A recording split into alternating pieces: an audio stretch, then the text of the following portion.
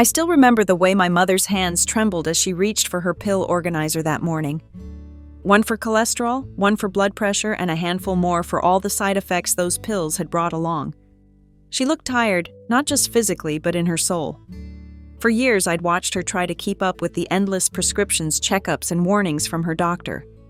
And for years, I'd quietly wondered if this was just the way life had to be when you got older.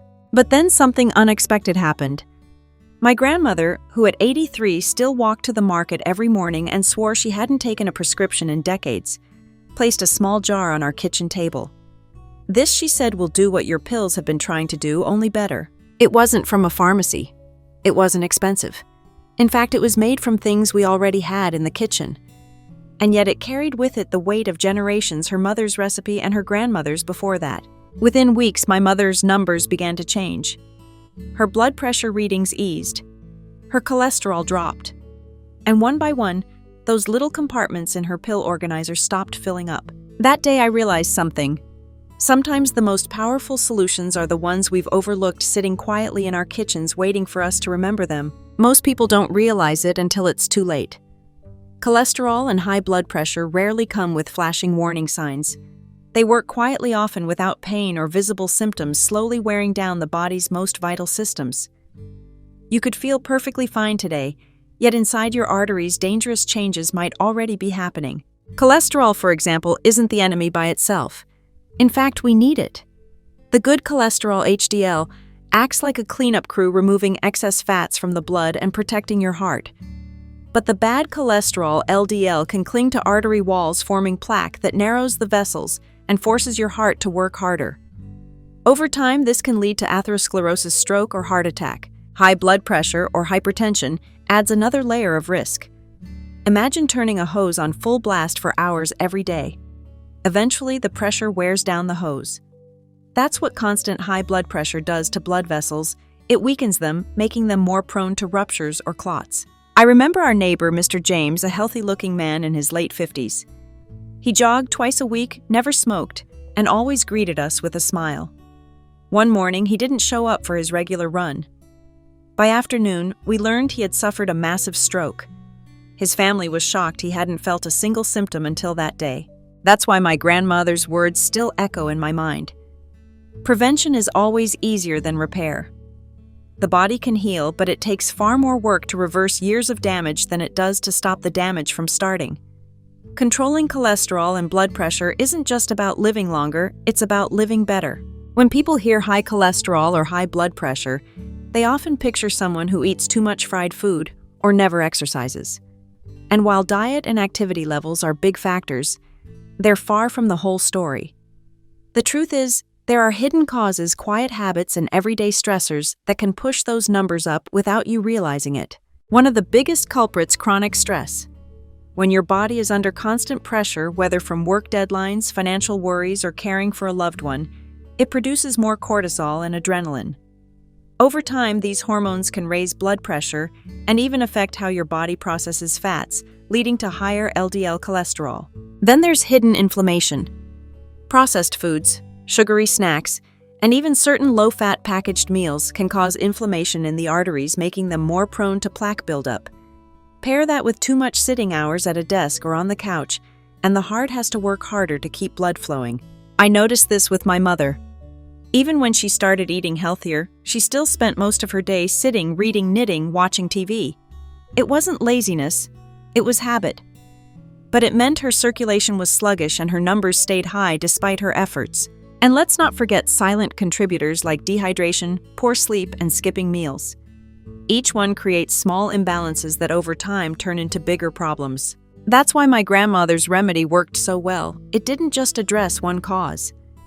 It combined ingredients that fought inflammation, improved circulation, supported the liver, and helped the body naturally regulate itself. It was a whole-body approach, something modern quick fixes rarely offer. For many people, the first conversation about high cholesterol or high blood pressure ends the same way, walking out of the doctor's office with a prescription in hand. Medications like statins, beta blockers, or ACE inhibitors can be life-saving, and in some cases, they're absolutely necessary. But here's the part that doesn't get talked about enough. They aren't a cure. Statins, for example, work by reducing the liver's production of cholesterol. They can bring LDL levels down quickly, but they also come with potential side effects: muscle pain, weakness, digestive issues, even changes in liver enzymes. Blood pressure medications can cause dizziness, fatigue, or swelling in the legs. Over time, many patients end up taking extra pills just to manage the side effects of the original ones. I've seen the frustration in my mother's eyes. She would feel relieved when her numbers improved, only to feel drained or uncomfortable because of the new symptoms. It's a cycle that can make you feel trapped. Stop taking the pills and risk your health, or keep taking them and deal with the constant discomfort. That's why my grandmother's remedy felt so different. It wasn't about replacing medication overnight, but about supporting the body so effectively that medication could be reduced under a doctor's guidance. It was about giving the body what it needed to function on its own, instead of just forcing it into temporary balance. When my grandmother first set that jar on the table, I'll admit I didn't expect much. It looked simple, almost too simple. No fancy label, no mysterious powder from across the world, just a golden brown mixture with a sharp, tangy scent. But to her, it wasn't just a drink. It was the distillation of generations of kitchen wisdom. The ingredients were humble. A small piece of fresh ginger grated until its juices released a spicy warmth. 1 garlic clove crushed to release allicin, the compound that gives garlic its strong smell and heart-protective power. A tablespoon of apple cider vinegar, cloudy with the mother known to help regulate cholesterol and blood sugar. A teaspoon of raw organic honey, rich in antioxidants and soothing to the digestive tract. And a tablespoon of fresh lemon juice packed with vitamin C to strengthen blood vessels and fight inflammation. She explained each one as if introducing old friends. Ginger, she said, warms the blood and improves circulation, making it harder for plaque to settle in the arteries. Garlic scrubs the pipes, reducing LDL cholesterol and lowering blood pressure. The apple cider vinegar helps melt away fat deposits and balance pH. Honey not only sweetens the mix but feeds the body with protective compounds. And lemon. It's the bright burst that cleanses and refreshes every cell. It wasn't just science, it was philosophy. My grandmother believed that when you give the body what it truly needs, it can often heal itself. She never saw this as magic.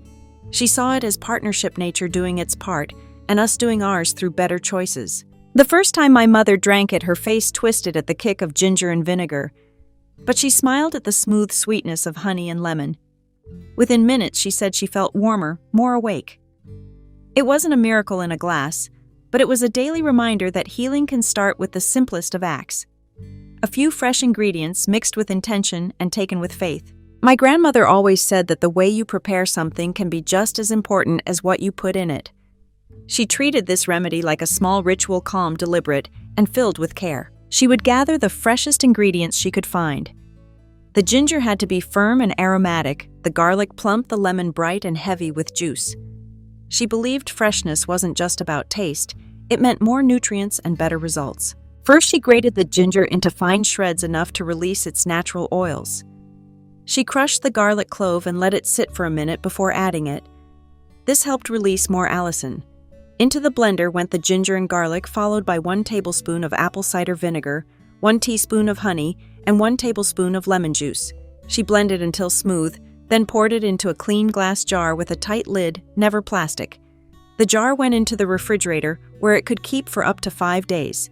Before each use, she gave it a gentle shake. Her rule was simple: always make it in small batches so every dose would be fresh and potent. She told my mother to drink 1 small glass in the morning on an empty stomach and another about 20-30 minutes before lunch. Mornings, she explained, were the best time because the body was ready to absorb nutrients and flush toxins. The midday dose kept circulation strong and energy steady. Don't gulp it down, she'd say. Let it touch your tongue, breathe in the scent. Feel the warmth as it goes down. And above all, be consistent. Commit for at least 3 weeks before judging the results. The first week, my mother wasn't sure anything was happening except that her mornings felt a little warmer, her digestion smoother. But by the end of the second week, the headaches she used to get in the afternoons had almost disappeared. By week 3, the proof came. Her blood pressure dropped from 148/92 to 128/80. Her LDL cholesterol, stubborn for years, finally fell into a healthy range. Even her doctor was impressed. What struck me most wasn't just the numbers, it was her energy. She started walking with me in the evenings again. Her laugh returned brighter and lighter. Slowly, with her doctor's guidance, she began cutting back on her prescriptions. She kept saying, "It's not just the drink, it's the reminder that I can do something for myself every day." And she was right. It wasn't magic, but it made her feel in control again. Looking back, the most powerful thing about my grandmother's remedy wasn't the ginger, the garlic, or the vinegar.